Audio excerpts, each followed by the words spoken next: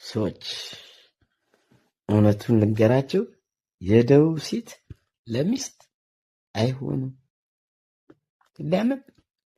ዲማ ከተማ ያሉ ባለትዳሮች የሁሉ ሚስት ናቸው። ለካ እኔ ሰራቅ የኔ ሚስት የብቻዬ መስሎኝ 8 ዓመት ኖርኩ። ግን ለካ የሁለት ነች።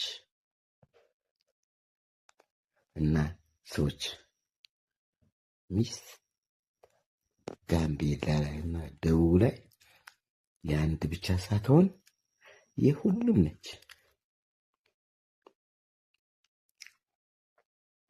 እና ሰዎች ከደቡብ እና ከጋምቤላ ሚስት ጾም ማደር ይሻላል። ሚስት አይበጃችሁም። ሚስታችሁ እንደ ሱማሌ ሰፍታችሁ ካልሄዳችሁ ከእናንተ በኋላ ሌላ ውሽም አለ፣ ሌላ ባል አለ። እና ሴቶች ሁሉ የደቡብ ሴት ለትዳር ሳይሆን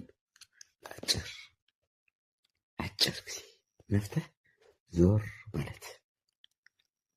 ሚስት ከደቡብ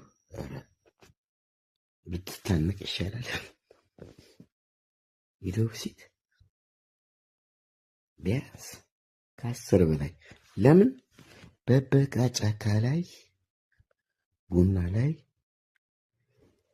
የበበቃ ልጅ አባቱ አይታወቅም የሚባለው እውነት ነው።